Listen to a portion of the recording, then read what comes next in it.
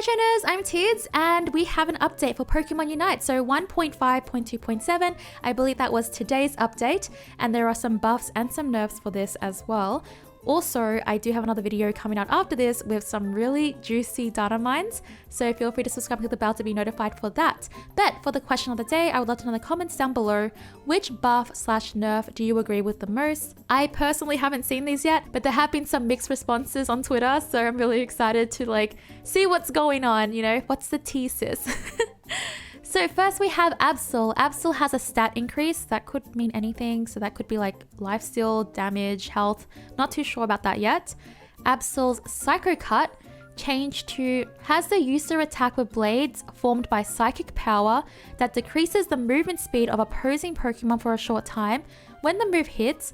Also, after this move hits, the user's attack deals additional damage to the affected opposing Pokemon up to 3 times. So Psycho Cut was changed, and Psycho Cut is actually one of my favorite abilities on Absol. When I was an Absol main, I don't play Absol that much anymore because Gengar. Back when the beta days, Absol was my favorite and Psycho Cut was one of my favorite moves. Next we have Absol Pursuit.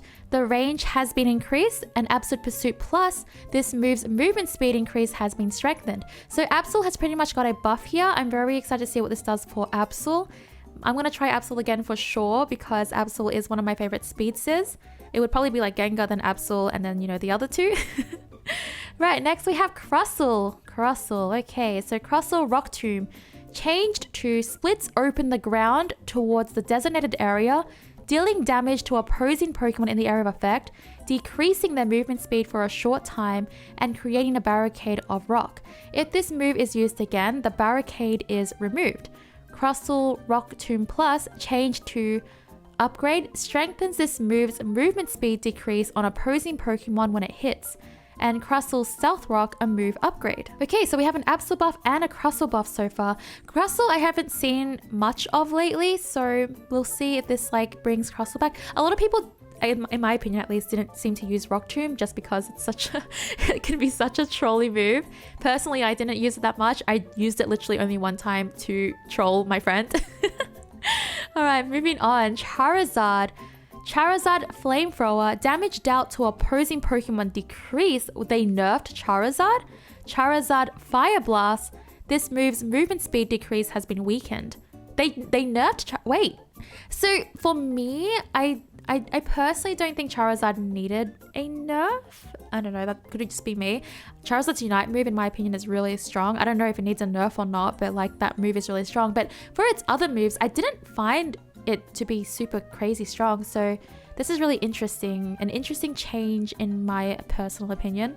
Tsareena Stomp, damage dealt to opposing Pokemon decrease. So we have a Tsareena nerf. For those who were just really annoyed with Tsareena has been doing crazy in the championships, I think. I watched one of the last games and the Tsareena in that game was insane. What if they just changed it because of that play?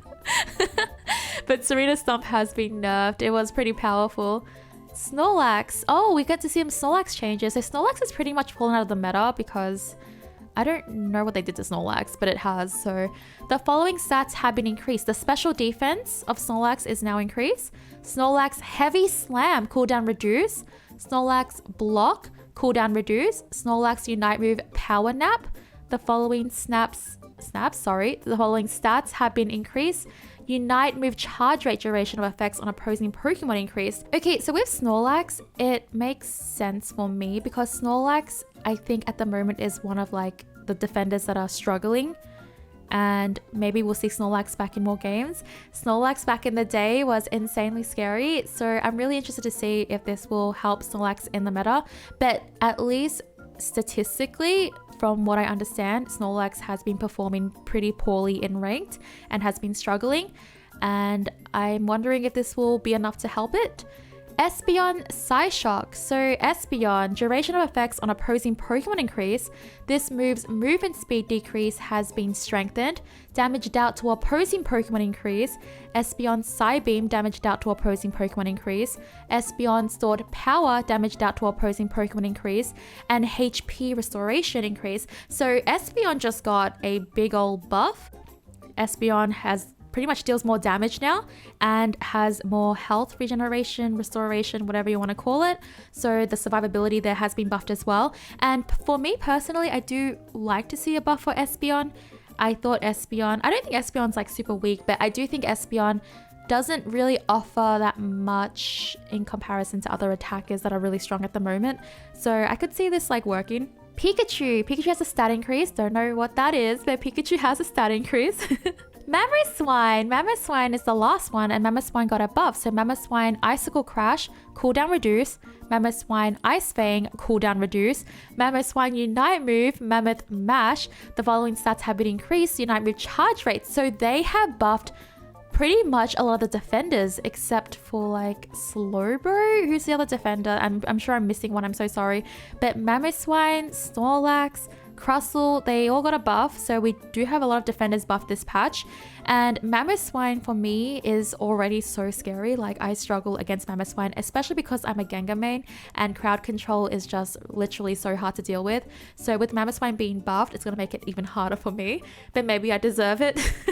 However, statistically so far, Mamoswine after Snorlax has been performing the second worst as a defender, just statistically. I know like a lot of you trainers don't agree with that. We had like a little discussion about it, and a lot of people were surprised that it was performing statistically not great, but statistically it was struggling. I'm wondering if they are doing that based on statistics for Mamoswine.